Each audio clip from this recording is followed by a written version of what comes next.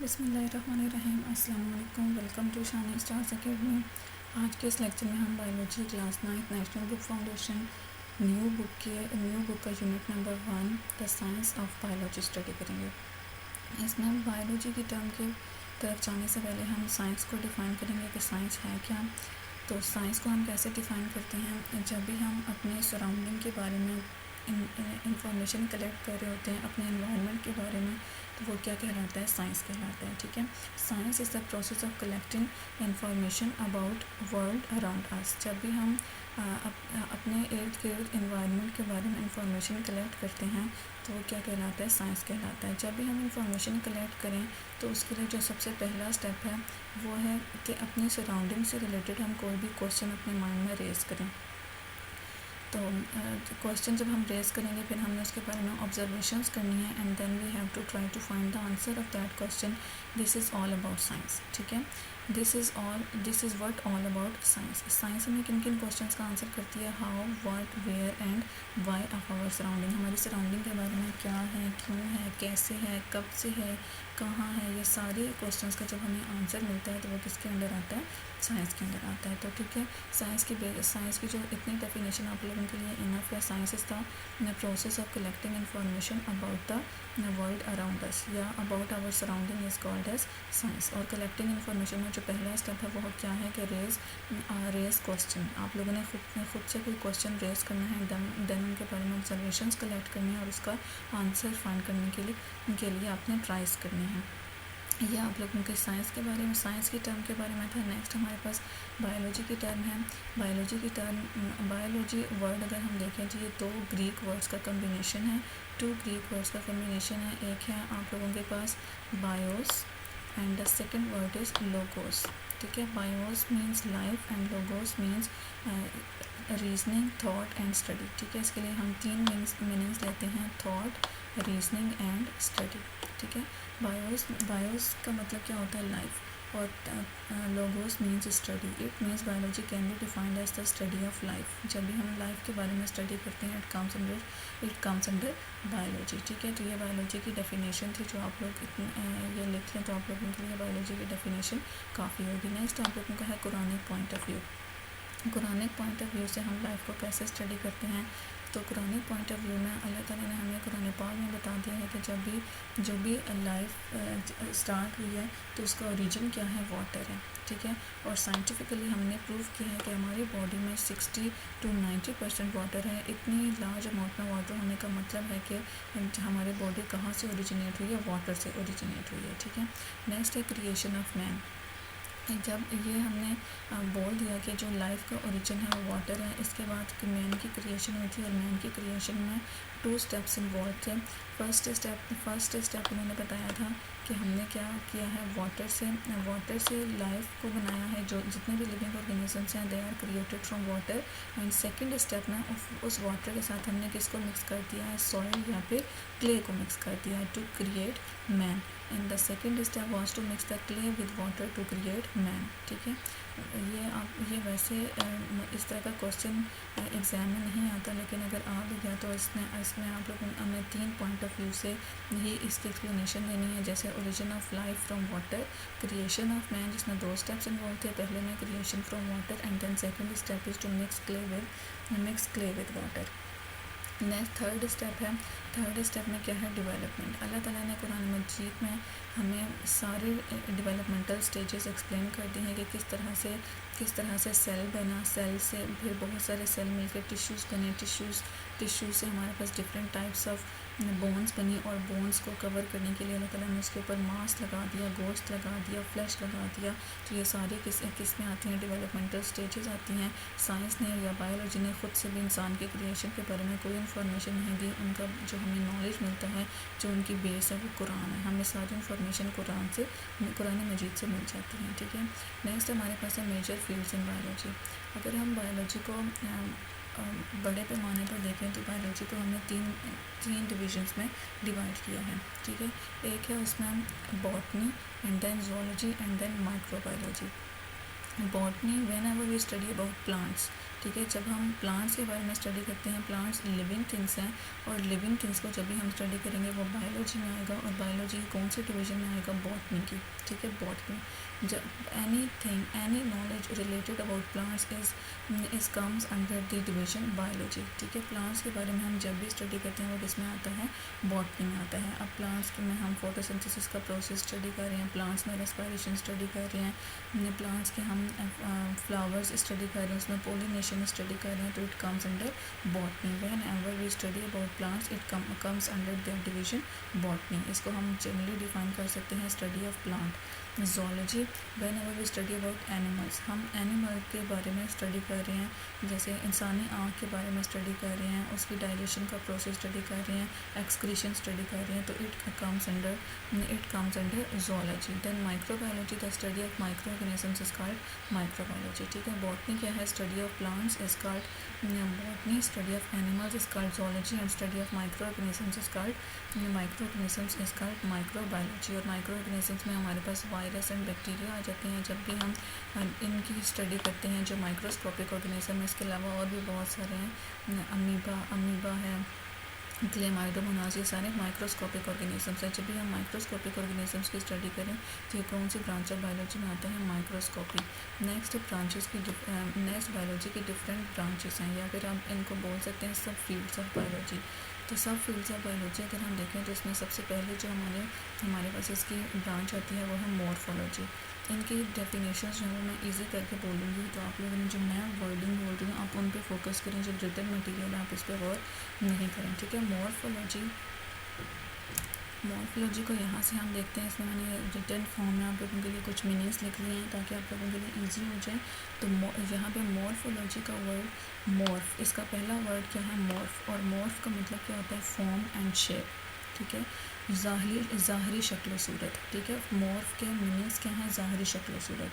तो इसमें हम इसको इस तरह से डिफाइन कर सकते हैं, the branch of biology that deals with the study of shape and form of living organism is called morphology. या फिर हम ये कह सकते हैं कि whenever we study about the form, shape and external structure, जो ज़ाहरी शक्ल सूरत है वो किस में आती है, एक्सटर्नल स्ट्रक्चर्स में आती है, वो क्या कहलाती है, मॉर्फोलॉजी कहलाती है। बच्चों से ब्रांचेस नहीं याद होती हैं, अक्सर हमारे साथ टीचर्स भी हैं तो वो कहती हैं कि कभी भी हमें केमिस्ट्री, फिजिक्स, बायोलॉजी में ब्रांचेस याद नहीं हुई। तो ब्रांचेस याद करने की सबसे जो इजी ट्रिक है वो यही है कि जो आप लोगों का एक ब्रांच है उसका मीनिंग याद करें। तो मीनिंग याद करेंगे तो आपको पूरी ब्रांच पूरी ब्रांच की जो डेफिनेशन है वो खुद ही याद हो जाएगी। मॉर्फ का क्या मतलब है, फॉर्म या शेप, और इसमें हम क्या स्टडी करते हैं, the branch of biology that deals with the study of form और shape and external structure of the living organism is called morphology. अब एक्सटर्नल स्ट्रक्चर में अगर हम प्लांट में देखें तो उसमें रूट, स्टेम, लीव्स, फ्लावर्स आ जाते हैं, और अगर ह्यूमन बींग्स में देखें तो उसमें आइज, नोज, ईयर, टीथ, ये सारे किस में आ जाते हैं, मॉर्फोलॉजी में आ जाते हैं। मॉर्फोलॉजी में यहाँ पे मैंने डेंटल स्ट्रक्चर की बात किया कि दांत के स्ट्रक्चर का हम बताएं तो उसमें रूट्स होती हैं कि इनेबल होता है, ये सारा किस में आ जाता है, मॉर्फोलॉजी में आ जाता है। नेक्स्ट है anatomy. Morphology deals with the study of external structure and anatomy deals with the study of internal structure। जब भी हम इंटरनल स्ट्रक्चर्स की स्टडी करते हैं तो वो इंटरनल स्ट्रक्चर हम किसके स्टडी कर रहे हैं, लिविंग ऑर्गेनिजम्स के। जब भी हम लिविंग ऑर्गेनिज्म के इंटरनल स्ट्रक्चर की स्टडी करते हैं तो वो किस में आता है, एनाटमी आता है, और इसको हम इंटरनल मॉर्फोलॉजी भी बोलते हैं, ठीक है। Anatomy, the branch of biology that deals with the internal structure of organisms is called anatomy. इसके अलावा फिजियोलॉजी है। Physiology deals with the study of functions, ठीक है। फिजियोलॉजी में हम क्या स्टडी करते हैं, फंक्शंस स्टडी करते हैं, लेकिन फिजियोलॉजी को यहाँ पे हम एज अ सब फील्ड ऑफ बायोलॉजी स्टडी कर रहे हैं, तो इट मीन्स यहाँ पे हम functions of various organs of living organisms study कर रहे हैं, ठीक है। लिविंग ऑर्गेनिजम्स के डिफरेंट ऑर्गन्स के फंक्शंस की स्टडी करेंगे तो वो किस में आएगा, फिजियोलॉजी में आएगा। नेक्स्ट है आप लोगों की branch histology. Histology deals with the study of tissues. Histology किससे डील कर रही है, टिश्यूज़ की स्टडी से डील कर रही है। तो इसमें हम सिंपल डेफिनेशन बोल सकते हैं, the study of the branch of biology in which we study the tissues of living organisms is called histology. And cell biology, इसमें सेल बायोलॉजी, साइटोलॉजी नेक्स्ट हमारी ब्रांच है, इसको हम सेल बायोलॉजी भी बोलते हैं। तो इसमें जो वर्ड साइटो है उसका मतलब क्या होता है, सेल। और इसमें हम क्या स्टडी करते हैं, the branch of biology that deals with the study of structure and function of cell. जो structure and function of cell के साथ की स्टडी के साथ डील करती है वो साइटोलॉजी कहलाती है, और इसका दूसरा नाम क्या है, सेल से, जैसे study of plant and animal cells है। नेक्स्ट हमारे पास आ जाती है जेनेटिक्स। जेनेटिक्स का वर्ड जीन से रिलेट करता है। जीन्स वो यूनिट्स हैं जो करेक्टरिस्टिक्स एक जनरेशन से दूसरे जनरेशन में पास करते हैं, ठीक है। वो बेसिक यूनिट्स जो पेरेंट की करेक्टरिस्टिक्स उनके ऑफस्प्रिंग में पास करने का ज़रिया बनते हैं वो क्या कहलाते हैं, जीन्स कहलाते हैं। और इस प्रोसेस को हम क्या बोलते हैं, हेरिडिटी बोलते हैं। तो जब भी हम स्टडी करेंगे जीन्स के बारे में और हेरिडिटी के बारे में तो वो किस में आता है, जेनेटिक्स में आता है। लेट्स सपोज कि अगर हमने एक ऐसा प्लांट जो रेड फ्लावर्स प्रोड्यूस करता है उसके सीड्स हम ले रहे हैं और उनको सो कर रहे हैं, तो उससे भी हमारे पास जो प्लांट प्रोड्यूस होगा वो रेड फ्लावर्स ही प्रोड्यूस करेगा। इसके अलावा जो वाइट कैट है वो क्या प्रोड्यूस करेगी, वाइट किटन्स ही प्रोड्यूस करेगी। तो ये सारा क्या कहलाता है कि पेरेंट्स की करेक्टरिस्टिक्स को वो क्या कर रहे हैं, ऑफस्प्रिंग में पास कर रहे हैं। तो ये जब हम इस तरह की स्टडी करते हैं तो वो क्या कहलाता है, जेनेटिक्स कहलाता है।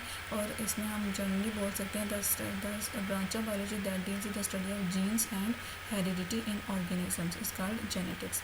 नेक्स्ट हमारे पास है मोलिकुलर बायोलॉजी। मोलिकुलर बायोलॉजी को हम डिफाइन करते हैं, the branch of biology in which we study the molecules that are found in the body of living organisms. जिसमें हम वो मोलिक्यूल्स स्टडी करते हैं जो बॉडी ऑफ लिविंग ऑर्गेनिजम्स में पाए जाते हैं, वो क्या कहलाती है, मोलिकुलर बायोलॉजी कहलाती है। इसके अलावा एम्ब्रियोलॉजी है। एम्ब्रियोलॉजी में हम स्टडी वो ब्रांच ऑफ बायोलॉजी है जिसमें हम स्टडी करते हैं developmental changes from developmental changes कौन सी डेवलपमेंटल स्टेजेस इन्वॉल्व हैं in the development of embryo की डेवलपमेंट में कौन सी स्टेजेस इन्वॉल्व हैं, ठीक है। या फिर हमसे कैसे डिफाइन कर सकते हैं, the branch of biology which deals with the study of development of organism from a fertilised egg. या फिर हम क्या देख सकते हैं, developmental changes of an embryo is called embryology, और development of organism from a fertilised egg जब हम इसकी स्टडी करते हैं तो ये क्या कहलाता है, एम्ब्रियोलॉजी कहलाता है। नेक्स्ट हमारे पास है पैलेंटोलॉजी। पैलेंटोलॉजी में जो वर्ड पैलेन है इट मीन्स फॉसल्स, ठीक है।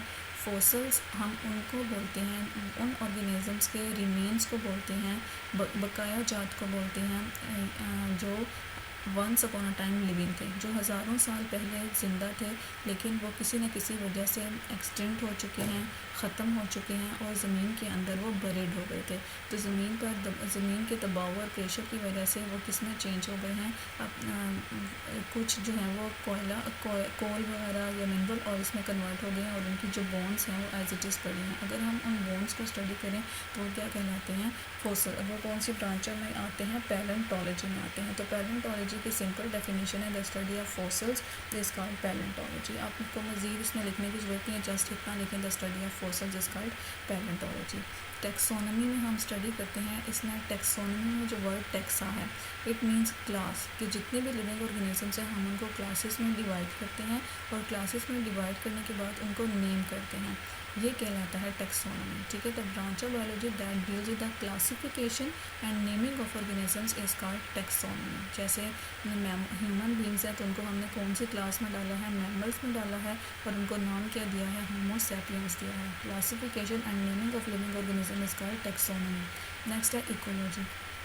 इकोलॉजी मीन्स जब भी हम इन्वायरमेंट के बारे में और उसके ऑर्गेनिज्म के बारे में रीड करते हैं और उन दोनों का आपस में रिलेशन देखते हैं, ठीक है। इकोलॉजी असल में क्या है, रिलेशनशिप है ऑफ इन्वायरमेंट, रिलेशनशिप है between organism and environment. When we study the relationship of organism and their environment is called ecology, ठीक है। इसको हम इन्वायरमेंटल बायोलॉजी भी बोलते हैं। नेक्स्ट हमारे पास है marine biology. Marine means ocean, ठीक है। मेरीन मीन्स ओशन या सीज, मेरीन कहते हैं समंदर को बस।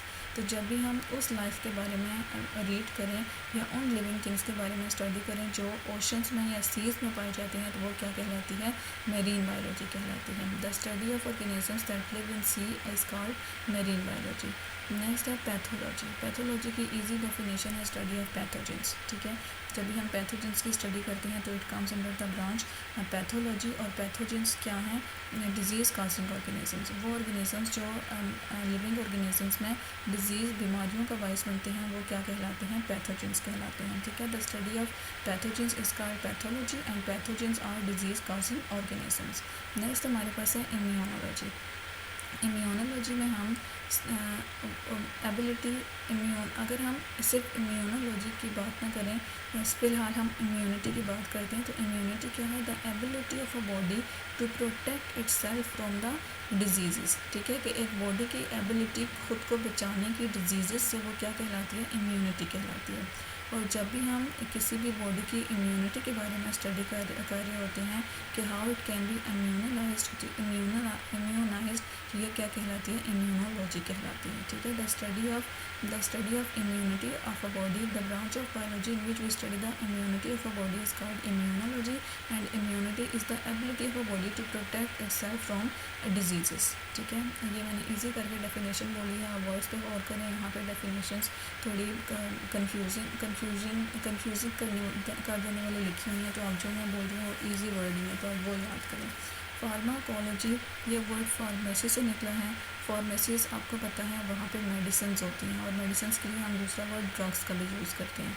The branch of biology that deals with the study of medicine is called pharmacology, या that deals with the study of drugs is called pharmacology. ठीक है, ये आप लोगों की ब्रांचेस ऑफ बायोलॉजी थी। नेक्स्ट हमारे पास है relationship of biology with other sciences. Biology का रिलेशनशिप दूसरे साइंसेस के साथ हम कैसे देख सकते हैं? अच्छा, जब भी हम कंप्यूटेशनल बायोलॉजी की बात करेंगे, इट मीन्स कि बायोलॉजिकल सिस्टम को हम स्टडी कर रहे हैं बाय यूजिंग 3D मॉडल्स। जैसे ब्रेन का मॉडल हो गया, डाइजेस्टिव सिस्टम का मॉडल हो गया, एक्सक्रीटरी सिस्टम का मॉडल हो गया। तो जब हम मॉडल्स को यूज़ करके बायोलॉजिकल सिस्टम्स को स्टडी करते हैं तो वो क्या कहलाता है? कंप्यूटेशनल बायोलॉजी कहलाता है। ठीक है, ईजी करके मैंने बोला है, यहाँ पर बहुत डिफ़िकल्ट लिखा हुआ है, आप लोगों ने जस्ट क्या करना है, the study of biological systems by using 3D models. 3D models of biological system is called computational biology. Next है biogeography. Bio means life, geo means earth and graphy means its distribution. It means biogeography refers to the study of distribution of life on earth. ठीक है, जब भी हम life में और living organisms में plants and animals आ जाते हैं, तो जब भी हम प्लांट्स और एनिमल्स की डिस्ट्रीब्यूशन देखते हैं on the earth, and it comes under biogeography. Next है बायोटेक्नोलॉजी। बायोटेक्नोलॉजी में हम लिविंग ऑर्गेनिजम्स को यूज़ करते हैं for the benefit of Mankind.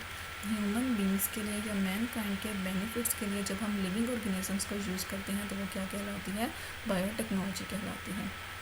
Next है बायो इकोनॉमिक्स। बायो इकोनॉमिक्स में हम बायोलॉजी को स्टडी करते हैं from economic point of view, कि किस तरह से हम मुल्क की इकोनॉमी को बेहतर कर सकें, वो क्या कहलाती है? बायो इकोनॉमिक्स कहलाती है। जैसे हम वीट की प्रोडक्शन को कैसे बढ़ा सकते हैं कि हम उसे एक्सपोर्ट भी कर सकें और मुल्क की डिमांड भी पूरी कर सकें, तो ये क्या किस में आएगा? बायो इकोनॉमिक्स में आएगा। एक्सपोर्ट करके हम अपनी इकोनॉमी को बेहतर बनाएंगे और मुल्क की ज़रूरियात भी पूरी कर सकेंगे। ठीक है, फिर है नेक्स्ट हमारे पास है careers that require a background in biology, के आगे हम जाकर अगर इनमें से कोई करियर ज्वाइन करना चाह रहे हैं तो उसके लिए हमें बायो स्टडी करनी पड़ती है। अब कौन से करियर्स ज्वाइन करने के लिए हमें बायोलॉजी स्टडी करनी पड़ती है? नेक्स्ट है पहला है आप लोगों का medicine and surgery. Medicine and surgery के लिए हमें MBBS करना पड़ता है। MBBS क्या है? Bachelors of medicine and bachelors of surgery. Bachelors of medicine and bachelors of surgery में मेडिसिन को हम कैसे डिफाइन करते हैं? मेडिसिन वो ड्रग्स हैं जिनको हम डायग्नोज करते हैं कि how can these medicine can be used in the treatment of disease. Next bachelors of surgery. Surgery is the replacement या removal of the defective organ. कोई भी हमारा बॉडी का ऑर्गन जैसे किडनी काम नहीं कर रही तो उसको हम रिप्लेस कैसे करा सकते हैं सर्जरी के थ्रू, ये किस में आता है? MBBS में आता है। नेक्स्ट है फिशरीज़ में फ़िश फार्मिंग आती है। फ़िश फार्मिंग को हम इस तरह से स्टडी करते हैं कि हम अपनी कंट्री की इकोनॉमी को फ़िश फार्मिंग के ज़रिए कैसे इम्प्रूव कर सकते हैं। It comes under fishery and farming and agriculture में हम फार्मिंग में हम अपने लाइफ स्टॉक मवेशियों को देखते हैं और एग्रीकल्चर में हम क्रॉप्स को देखते हैं। फार्मिंग और एग्रीकल्चर में हम growth of crops and animals, farming is the growth of crops and animals to provide food, wool and other products. ठीक है, फार्मिंग क्या है कि हम खेतों को कैसे उगा सकते हैं, एनिमल्स को कैसे रेस कर सकते हैं for food, wool and other products. ठीक है, फूड खुराक के लिए। फिर दूध से बनी हुई चीज़ें आ जाती हैं। ये सब किसके अंदर आता है, फार्मिंग के अंदर आता है। ठीक है, तो जब हम फार्मिंग और एग्रीकल्चर का करियर ज्वाइन करना है तो उसमें हम उन सारी चीज़ों के बारे में स्टडी करेंगे जो हमारी फार्मिंग और एग्रीकल्चर को इम्प्रूव कर सकती हैं, उस सारी टेक्नोलॉजी के बारे में स्टडी करेंगे। नेक्स्ट है animal husbandry. Animal husbandry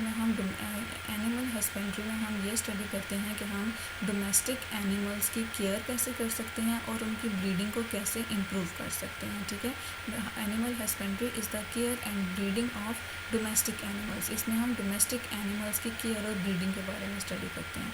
biotechnology में हम लिविंग ऑर्गेनिजम्स को यूज़ करते हैं for the benefit of Mankind. Horticulture में हम गार्डनिंग के बारे में स्टडी करते हैं कि हम गार्डनिंग को कैसे इम्प्रूव कर सकते हैं। फॉरेस्ट्री में हम प्लांटिंग ट्रीज़ के बारे में स्टडी करते हैं कि ट्रीज़ को प्लांट करने के बाद जब वो फॉरेस्ट बन जाए तो उनको हमने कैसे मैनेज करना है और उनकी केयर कैसे करनी है। ठीक है, इट कम्स अंडर फॉरेस्ट्री। ये करियर्स हैं, इनमें से जो इम्पोर्टेंट क्वेश्चंस बनते हैं वो एनिमल हस्बेंड्री के बारे में आ जाता है। बायोटेक्नोलॉजी इम्पोर्टेंट है आपकी। इसके अलावा जो हमने ये रिलेशनशिप्स पढ़े हैं, रिलेशनशिप्स विद अदर साइंसेस में, ये आप लोगों को जर्नल ऊपर से इनको मतलब एग्जैक्ट जो टू द पॉइंट आप मीनिंग्स बोल सकते हैं। आपको इनके मीनिंग्स आने चाहिए तो आप ये इनको लिखने के काबिल हो जाएंगे। ठीक है, नेक्स्ट है science is a collaborative field. अभी ऊपर बात हो चुकी है कि कभी भी साइंस अकेले कुछ नहीं कर सकती।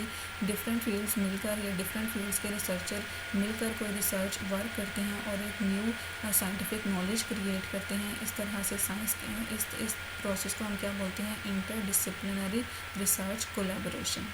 ठीक है, कि डिफरेंट डिसिप्लिन्स रिसर्च करते हैं और कोलैबोरेटिव वे में और हमें एक न्यू साइंटिफिक नॉलेज प्रोवाइड करते हैं। इसको हम क्या बोलते हैं, डिसिप्लिनरी रिसर्च कोलैबोरेशन। ठीक है, इसमें हमारी बायो इन्फॉर्मेटिक्स आ जाती है जिसमें बायोलॉजी और इंफॉर्मेशन टेक्नोलॉजी दोनों मिलकर काम करती हैं।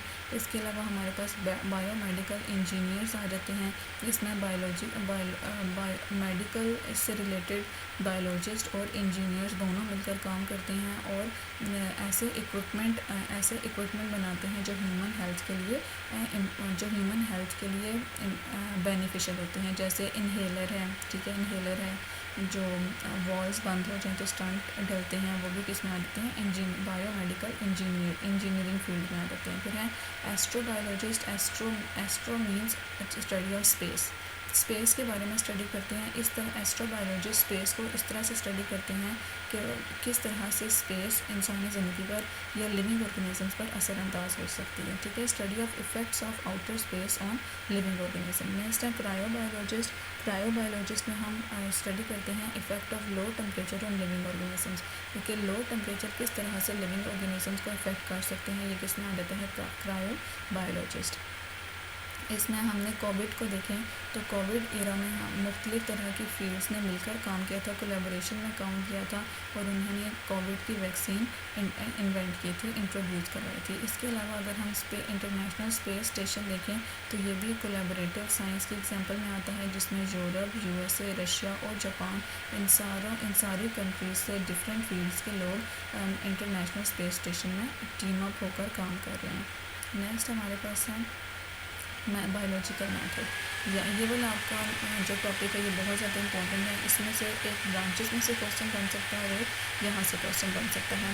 बायोलॉजिकल मैथड की डेफिनेशन आपको पहले आनी चाहिए। बायोलॉजिकल मैथड को हम डिफाइन कैसे करते हैं, the systematic process of solving a biological problem. ठीक है, biological problem means a problem related to living organism. ठीक है, लिविंग ऑर्गेनिज्म में जो भी प्रॉब्लम है जब उसको रिजॉल्व करने के लिए हम एक सिस्टमैटिक प्रोसीजर या एक साइंटिफिक प्रोसीजर अप्लाई करते हैं तो वो क्या कहलाता है, बायोलॉजिकल मेथड कहलाता है। ठीक है, biological method is the use of scientific procedure to resolve a biological problem.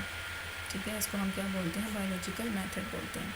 6 steps involve हैं बायोलॉजिकल मेथड में। सबसे पहले क्या है, रिकग्निशन ऑफ प्रॉब्लम, कि सबसे पहले हमें पता होना चाहिए कि बायोलॉजिकल प्रॉब्लम है क्या।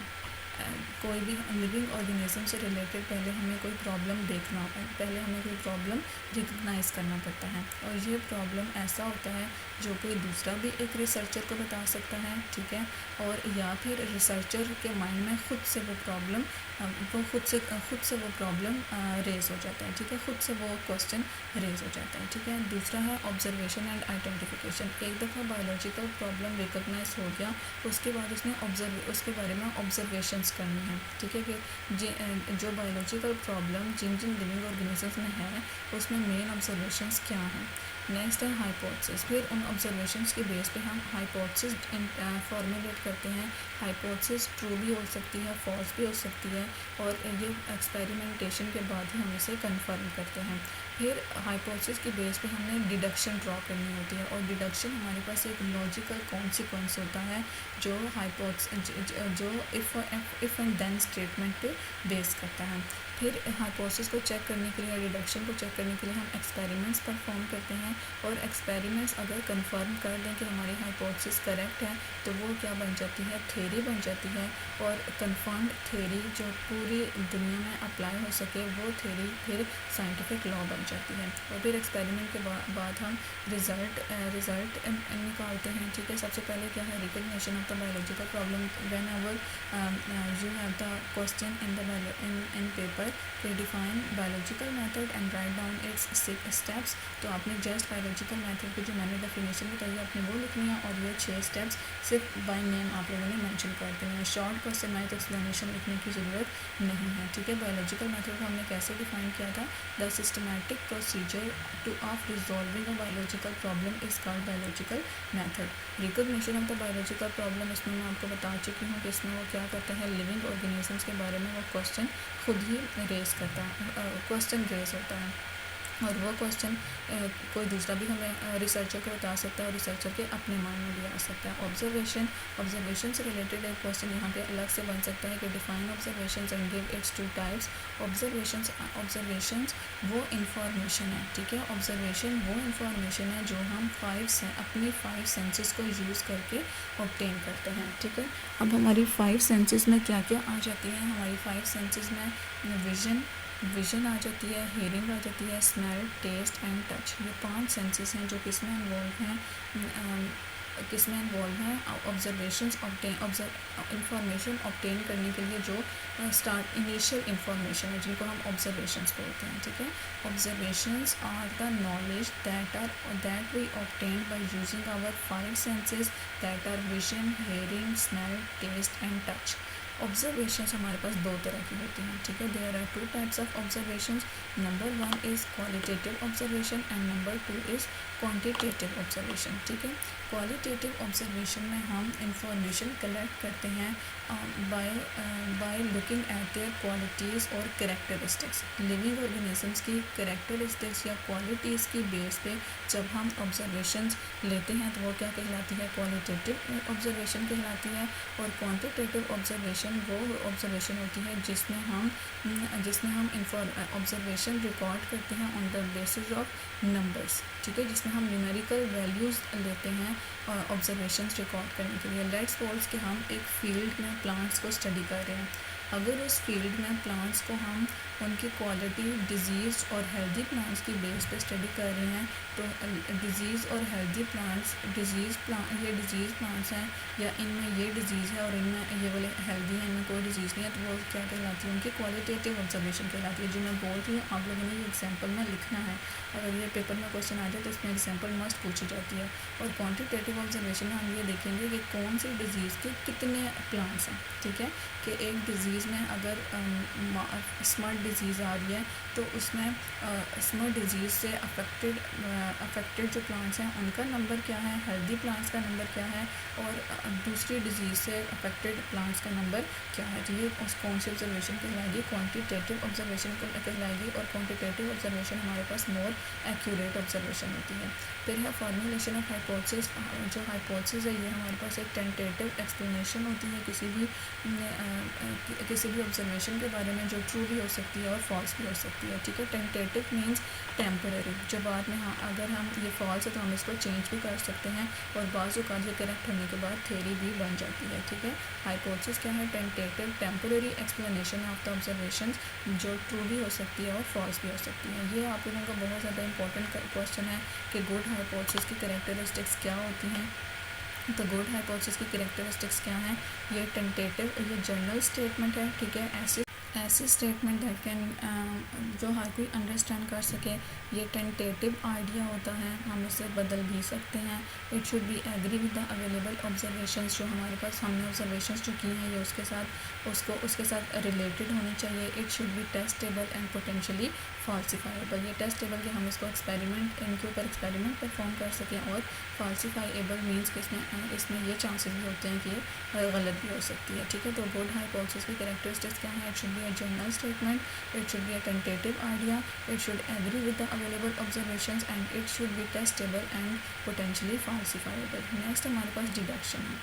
डिडक्शन लॉजिकल कॉन्सिक्वेंसेस हैं ऑफ द हाइपोथेसिस, ठीक है। जब हम रीजनिंग के बेस पे कोई भी नतीजा अखज़ करते हैं हाइपोथेसिस के बारे में, वो क्या कहलाता है? डिडक्शन कहलाता है। लेट्स सपोज, और ये क्या है? कंक्लूजन्स, डिडक्शन ड्रॉ करने के लिए हमारे पास हाइपोथेसिस का ट्रू होना ज़रूरी है। Deduction involve if and then logic, इसमें कौन सी लॉजिक होती है? इफ़ एंड देन लॉजिक होती है। लेट्स सपोज हम कह रहे हैं कि बर्ड्स हैव विंग्स, ठीक है। हमने हाइपोथेसिस क्या ड्रॉ की थी कि बर्ड्स हैव विंग्स, बर्ड्स के क्या हैं? विंग्स होते हैं।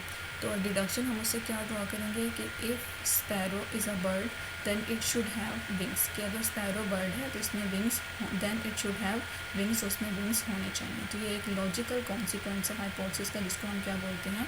डिडक्शन बोलते हैं। नेक्स्ट हम इस पर एक्सपेरिमेंट परफॉर्म करते हैं, और एक्सपेरिमेंट परफॉर्म करने के बाद हम देखते हैं whether our hypothesis is correct और not.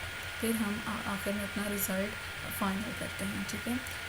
The biological gathers actual qualitative data from experiments, the data arranged to draw results. जो भी हमारे पास डेटा आता है, चाहे वो क्वालिटेटिव है चाहे क्वांटिटेटिव है, उसको हम उसकी बेस पे हम फिर रिजल्ट ड्रॉ करते हैं। नेक्स्ट आपके पास है hypothesis, theory and law. Hypothesis, theory and law को हम इनकी डेफिनेशंस आती हैं, वन लाइन डेफिनेशन होती है, तो हम इनको की पॉइंट से करते हैं जी। तो ये आपके सामने मैं की पॉइंट से इनकी डेफिनेशंस लेकर आई हूँ। एक क्या है? Scientific hypothesis. हाइपोथेसिस क्या है? ये इसके बारे में हम पढ़ चुके हैं। टेंटेटिव आइडिया होता है, टेस्टेबल एक्सप्लेनेशन होती है किसी भी प्रॉब्लम के बारे में, ठीक है। किसी भी बायोलॉजिकल प्रॉब्लम के बारे में जो टेंटेटिव और टेस्टेबल एक्सप्लेनेशन होती है वो क्या कहलाती है? हाइपोथेसिस। साइंटिफिक थ्योरी क्या है? जब हम अपनी हाइपोथेसिस को कंफर्म कर लेते हैं, ठीक है। Whenever hypothesis is confirmed through experiments then it becomes scientific theory. मैंने इजी डेफिनेशन बोली है, आप यही याद कर लें। Whenever hypothesis is confirmed, ठीक है। हाइपोथेसिस की जो ट्रूनेस है वो जब हम एक्सपेरिमेंट के ज़रिए कंफर्म कर देते हैं, that it becomes a scientific theory. And when this scientific theory is accepted by all the researchers या by all the biologist across the world, then it becomes a scientific law. जैसे Mendel's law of inheritance है, पूरी दुनिया के लोग उनको accept करते हैं। तो वो पहले थ्योरी बने थे, और थ्योरी के बाद जब पूरी वर्ल्ड के साइंटिस्ट ने उन्हें एक्सेप्ट कर लिया तो वो क्या बन गया? साइंटिफिक लॉ बन गया, ठीक है। तो मैंने इजी डेफिनेशंस बोली हैं, वन लाइन डेफिनेशंस आती हैं, आप लोग ये याद कर लें तो आप लोगों के लिए इनफ है। नेक्स्ट हम बायोलॉजिकल मेथड्स को अप्लाई करके मलेरिया की स्टडी करेंगे, ठीक है।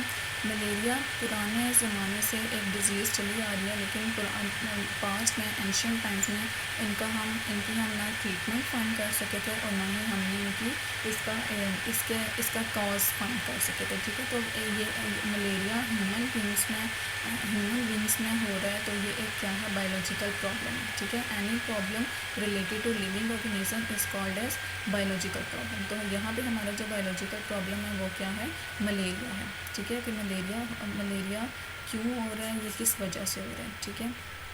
मलेरिया के सिम्टम्स आप लोगों के पेपर में पूछ लेते हैं, तो आप लोगों ने ये जो बॉक्स है ये ज़रूर याद कर लेना है कि मलेरियल जो पेशेंट्स हैं वो फील करते हैं चिल एंड कोल्ड। उनका body temperature, normal body temperature 98.6 degree Fahrenheit से रेज़ कर जाता है और normal body temperature degree Celsius में 37 डिग्री सेल्सियस है। ठीक है, तो दोनों तरह से आपने नॉर्मल बॉडी टेम्परेचर को याद करना है कि मलेरिया जब जिस पेशेंट को होता है उसका टेम्परेचर नॉर्मल बॉडी टेम्परेचर से रेज़ कर जाता है, उसको हेडेक एंड नाउजिया फील होता है, और कुछ देर बाद उसे स्वेटिंग होती है और स्वेटिंग के बाद वो खुद को बेहतर फील करना शुरू कर देता है। लेकिन क्योंकि उसके ब्लड में अभी तक वो प्लाज्मोडियम मौजूद है जो मलेरिया का बायस बना हुआ है, लेकिन उसकी हो सकता है उसके जो नंबर ऑफ़ स्पीशीज़ हैं प्लाज्मोडियम के वो कम या ज़्यादा हों। तो अगर कम होंगे तो वो ख़ुद को लेट आफ्टर 48 और 78 आवर्स खुद को एक्सप्रेस करेंगे, लेकिन अगर वो ज़्यादा कंसनट्रेशन में मौजूद हैं than they can express again their cells after 24 hours. ठीक है, तो ये डिपेंड करता है कि वो कितने टाइम के बाद, कितने आवर्स के बाद खुद को एक्सप्रेस करेंगे, उनकी डिपेंड करता है स्पीशीज़ के नंबर पे। ठीक है, अब सबसे पहले जो हम बायोलॉजिकल मेथड अप्लाई करके स्टडी करने जा रहे हैं वो हमारे पास है कॉज ऑफ मलेरिया, कि मलेरिया का कॉज क्या है। ठीक है, तो इसमें सबसे बायोलॉजिकल मेथड में जो पहला स्टेप है वो क्या है, रिकॉग्निशन ऑफ प्रॉब्लम। तो हमारे पास यहाँ बायोलॉजिकल प्रॉब्लम क्या है, malaria was a problem since ancient time but its cause was not known। ठीक है, एंड पुराने ज़माने से ही मलेरिया हमारे पास एक बायोलॉजिकल प्रॉब्लम है, लेकिन इसकी वजह हमें पता नहीं थी। तो अब हम इसकी क्या फाइंड करने जा रहे हैं, कॉज फाइंड करने जा रहे हैं। इसके बाद इसका कॉज फाइंड और रिकॉग्निशन ऑफ प्रॉब्लम के बाद हम क्या है उनके बारे में ऑब्जर्वेशंस हैं। तो उन्होंने जो जर्नल ऑब्जर्वेशंस देखी थी मलेरियल पेशेंट्स की, वो कहते हैं कि जितने भी मलेरियल पेशेंट्स हैं वो ऐसे एरियाज़ में रह रहे हैं जो मार्शी एरियाज़ हैं। मार्शी एरियाज़ मीन्स ऐसे एरियाज़ जहाँ पानी खड़ा होता है और उसके आसपास बहुत ज़्यादा झाड़ियाँ भी हों, तो वो एरियाज़ क्या कहलाते हैं, मार्शी एरियाज़ कहलाते हैं। ठीक है, वो कह रहे हैं कि मलेरियल जो ज़्यादातर मलेरिया अफेक्ट करता था जिन लोगों को, वो कहाँ रहते थे, मार्शी एरियाज़ में रहते थे। तो मलेरिया और मार्शी एरियाज़ का आपस में कोई ना कोई रिलेशन है, ये हमारी पहली ऑब्जर्वेशन थी। फिर उन्होंने बोला कि क्विनीन ड्रग जो है वो मलेरिया की ट्रीटमेंट में इफ़ेक्टिव है, क्विनीन ड्रग से मलेरिया पेशेंट्स को ठीक किया जा सकता है। फिर उन्होंने बोला कि अब जो लोग मार्शी एरियाज़ में रहते हैं वो अगर मार्शी एरियाज़ का पानी ड्रिंक कर लें तो उनको मलेरिया नहीं होता। इट मीन्स कि मार्शी वाटर में मलेरिया का पॉजिटिव एजेंट नहीं पाया जाता। ठीक है, नेक्स्ट है जब उन्होंने मलेरियल पेशेंट्स के ब्लड को एग्जामिन किया तो उन्होंने मलेरियल पेशेंट के ब्लड में एक एजेंट देखा था जो क्या कहलाता है, प्लाज्मोडियम कहलाता है। ठीक है, और हम इसकी बेस पे कह सकते हैं कि प्लाज्मोडियम जो है वो मलेरिया का कॉज है। क्यों, मार्शी एरियाज से उसने उसका लिंक देखा था। ठीक है, लेकिन उन्होंने ये कहा कि मार्शी एरियाज़ का वाटर ड्रिंक करने से मलेरिया नहीं होता। It means marshy water is not the cause of malaria. फिर उसने उनके ब्लड को एग्जामिन किया तो ब्लड में उसने देखा कि मलेरियल पेशेंट के ब्लड में प्लाज्मोडियम मौजूद है। फिर इस बेस पे उसने हाइपोथेसिस क्या फॉर्मुलेट की थी कि plasmodium is the cause of malaria. ठीक है, रिकग्निशन ऑफ प्रॉब्लम में हमारे पास malaria is the biological problem, observation हमने की, फिर उसकी बेस पे हाइपोथेसिस हमने क्या डिड्यूस की, क्या फॉर्मुलेट की कि plasmodium is the cause of malaria. फिर हमने डिडक्शन बनाई, लॉजिकल कॉन्सिक्वेंस बनाया हाइपोथेसिस का कि if plasmodium is the cause of malaria then all persons ill with malaria should have plasmodium in their blood. ठीक है, कि अगर प्लाज्मोडियम मलेरिया का कॉज है तो फिर जितने भी लोग मलेरिया से सफ़र कर रहे हैं उनके ब्लड में प्लाज्मोडियम होना मौजूद है। अब इस बात को कि सबके ब्लड में प्लाज्मोडियम मौजूद है, इस बात को कंफर्म करने के लिए हमने एक्सपेरिमेंट्स परफॉर्म किए थे। एक्सपेरिमेंट्स हमने क्या परफॉर्म किए थे, इसमें हमने 2 एक्सपेरिमेंट परफॉर्म करते हैं। हमारे पास 2 ग्रुप्स होते हैं, एक होता है एक्सपेरिमेंटल ग्रुप और दूसरा होता है कंट्रोल ग्रुप। एक्सपेरिमेंटल ग्रुप वो ग्रुप होता है जिस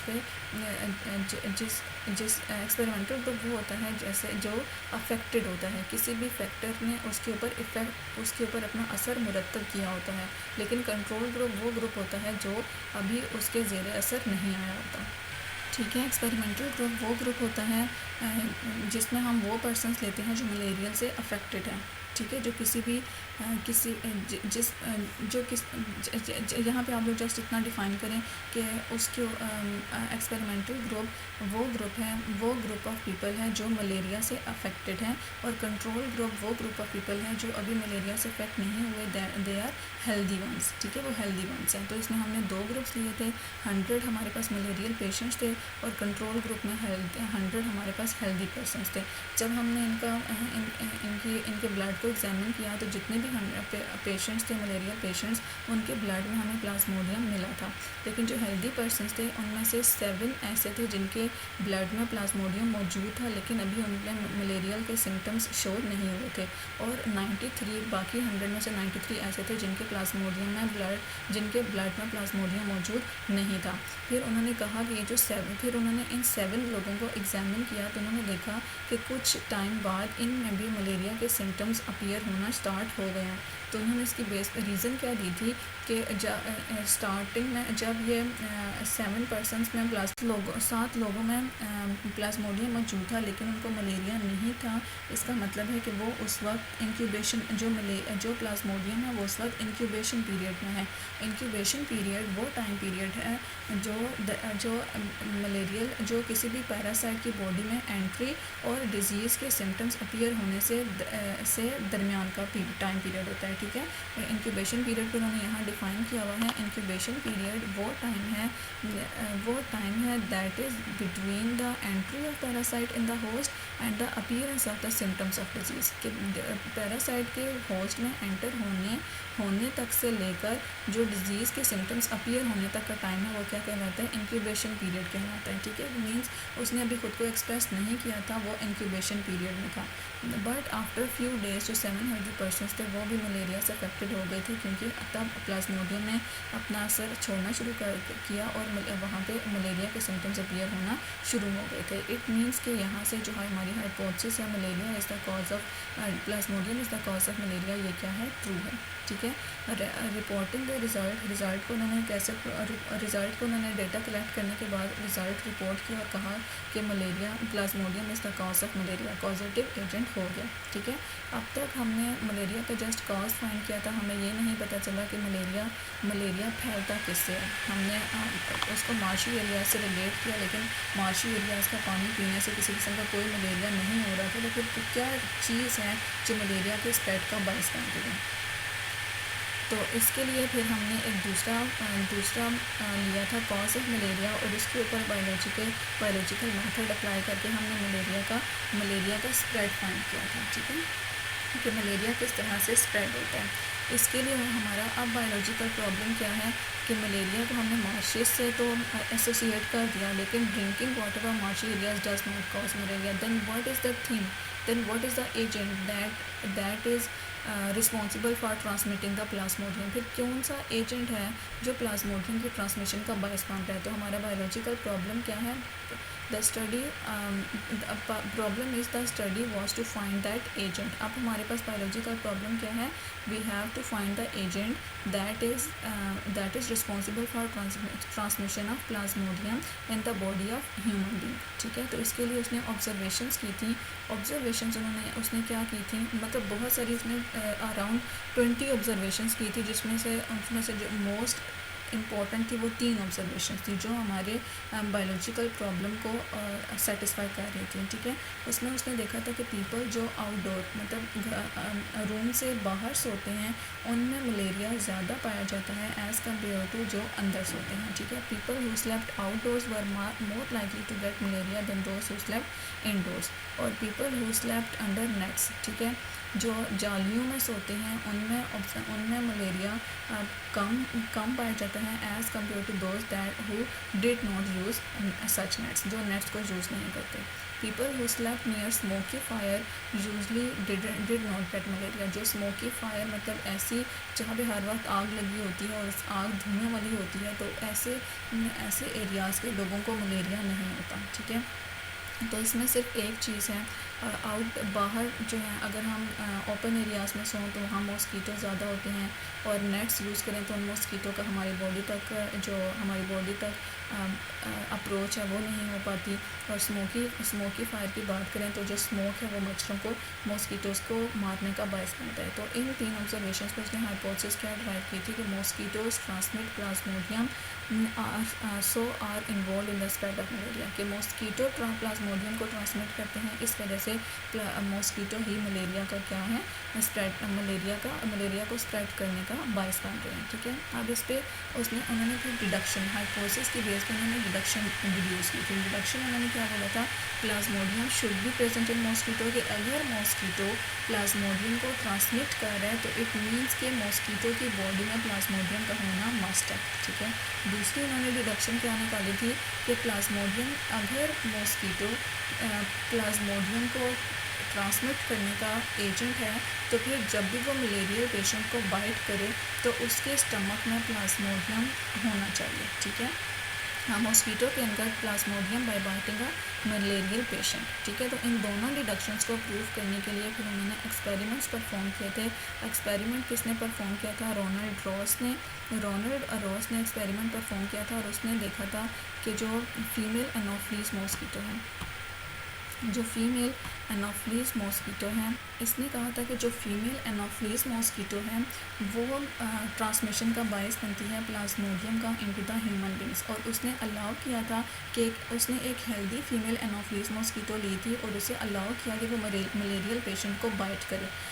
बाइट करने के बाद उसने मॉस्किटो को कुछ दिनों बाद मार दिया। ठीक है, कुछ दिनों बाद उसने उस मॉस्किटो को किल कर दिया तो उसने देखा कि उसका जो स्टमक है उसमें बहुत सारे प्लाज्मोडियम मौजूद हैं। इट मीन्स के फीमेल एनोफिलीज मॉस्किटो जब मॉस्किटो मलेरियल पेशेंट को बाइट करेगी तो वहाँ से वो प्लाज्मोडियम अपने स्टमक में ले लेगी। ये वाली डिडक्शन करेक्ट हो गई। ठीक है, फिर जो डिडक्शन उसने की थी, उसने ये जो पहली डिडक्शन थी उसने ये कहा था कि अगर मॉस्किटो प्लाज्मोडियम को ट्रांसमिट करता है तो फिर मॉस्किटो के स्टमक में प्लाज्मोडियम मौजूद होना चाहिए। इसके लिए उसने क्या किया, रोनाल्ड रॉस ने स्पैरोज़ में एक्सपेरिमेंट परफॉर्म किया था और स्पैरोज़ में जो मलेरिया कॉज करता है एजेंट वो है फीमेल क्यूलिक्स मॉस्किटो। ठीक है, ह्यूमन बींग्स में जो मलेरिया कॉज करता है वो फीमेल एनोफिलीज मॉस्किटो है और जो स्पैरोज़ में कॉज करते हैं वो फीमेल क्यूलिक्स मॉस्किटो है। इसमें उसने ऐसा एक्सपेरिमेंट परफॉर्म किया था जिसमें उसने फीमेल क्यूलिक्स मॉस्किटो को अलाउ किया था कि वो बाइट करे ऐसे स्पैरो को जो सफरिंग फ्रॉम मलेरिया, जो मलेरिया से सफ़र कर रही है। ठीक है, फिर उसने उस स्पैरो को अलाउ किया कि वो बाइट करे to a healthy sparrow and कुछ after some days he observe that the healthy sparrow gets malaria. Healthy sparrow में भी मलेरिया हो गया। And the first deduction is confirmed that mosquito have plasmodium in their blood या in their stomach that upon biting a person transmit that plasmodium to his blood। ठीक है, at the end उसने उसकी explanation correct हो गई थी कि female anopheles mosquito के स्टमक में प्लाज्मोडियम होता है जो मलेरिया के स्प्रेड का बायस है। तो all these experiments confirm that mosquito transmit plasmodium and spread malaria. Female anopheles mosquito ही इंसानों में किसका मलेरिया के स्प्रेड का बायस बनती है और जो फीमेल क्यूलिक्स मॉस्किटो है वो स्पैरोज़ में मलेरिया के स्प्रेड का बायस बनती है। ठीक है, यहाँ से आप लोगों ने वेक्टर की डेफिनेशन याद कर लेनी है। Vector means transmitter. वेक्टर क्या होता है, ट्रांसमीटर होता है हर वो ऑर्गेनिज्म जो पैरासाइट को एक बॉडी से दूसरी बॉडी में लेकर जाने का बायस बनता है वो क्या कहलाता है, वेक्टर कहलाता है। जैसे मलेरिया के केस में मॉस्किटो इज़ अ वेक्टर, वो प्लाज्मोडियम को अपनी बॉडी से इंसान की बॉडी में या एक मलेरियल पेशेंट की बॉडी से एक हेल्दी पर्सन में ट्रांसफ़र करने का बायस बन रहा है। ठीक है, इसको तो मॉस्किटो यहाँ पे वेक्टर है। इसी तरह यहाँ पे जो स्पैरोज़ के केस में वो फीमेल क्यूलिक्स मॉस्किटो जो है वो वेक्टर है। और नेक्स्ट यहाँ पे डेंगी फीवर डेंगी फीवर एक डेंगी वायरस की वजह से होता है जो मॉस्किटो एड्स की वजह से ट्रांसफ़र होता है। और मॉस्किटो एड्स के ऊपर ब्लैक एंड वाइट स्ट्रिप्स होती हैं जो जस्ट लाइक ज़ेब्रा होती हैं। ठीक है, ये बॉक्सेस आप लोगों ने रीड कर लेने हैं। नेक्स्ट हमारे जो बायोलॉजिकल मेथड है इसका फ्लो चार्ट है। बायोलॉजिकल मेथड में सबसे पहले हमने प्रॉब्लम को रिकग्नाइज़ करना होता है, उसके बारे में ऑब्जर्वेशंस कलेक्ट करनी होती हैं, फिर उसके बारे में हाइपोथेसिस डेवलप करनी है। हाइपोथेसिस से हमने डिडक्शन निकालनी है। हाइपोथेसिस से हमने डिडक्शन निकालनी है और डिडक्शन को एक्सपेरिमेंट के जरिए प्रूव करना है कि वो ट्रू है या नहीं। उसके लिए हमारे पास हम दो ग्रुप्स बनाते हैं, कंट्रोल ग्रुप और एक्सपेरिमेंटल ग्रुप। एक्सपेरिमेंटल ग्रुप में हम डिजीज़ पेशेंट्स लेते हैं और कंट्रोल ग्रुप में हम हेल्दी पर्सनस लेते हैं। फिर हम रिज़ल्ट देखते हैं और रिज़ल्ट से हमें पता चलता है कि अगर हाइपोथेसिस ये वाले जो एक्सपेरिमेंट है वो अगर हाइपोथेसिस को सपोर्ट कर रहे हैं तो वो theory and theory becomes principle, और अगर सपोर्ट नहीं कर रहे तो फिर हमें वापस एक नई हाइपोथेसिस बनानी पड़ती है और ये पूरा प्रोसेस रिपीट करना पड़ता है जब तक कि हमारी हाइपोथेसिस करेक्ट ना हो जाए। ठीक है, ये फ्लो चार्ट भी आप लोगों से एग्जाम्स में बनाने के लिए पूछ लिया जाता है। तो this was all about unit number 1, जिसमें ब्रांचेस आप लोग भी बहुत ज़्यादा इंपॉर्टेंट हैं और बायोलॉजिकल मेथड इंपॉर्टेंट है। बायोलॉजिकल मेथड में ऑब्जर्वेशन के बारे में क्वेश्चन, गुड हाइपोथेसिस की कैरेक्टरिस्टिक्स के बारे में क्वेश्चन पूछा जा सकता है। ये चीज़ें आप लोगों ने अपने कॉन्सेप्ट्स इस बारे में क्लियर करनी है। होप सो आप लोगों को लेक्चर अच्छा लगा होगा। अगर अच्छा लगा है तो लाइक, शेयर एंड सब्सक्राइब ज़रूर कीजिएगा। अपना ख्याल रखिएगा, दुआओं में याद रखिएगा। जज़ाकल्लाह एंड अल्लाह हाफिज़।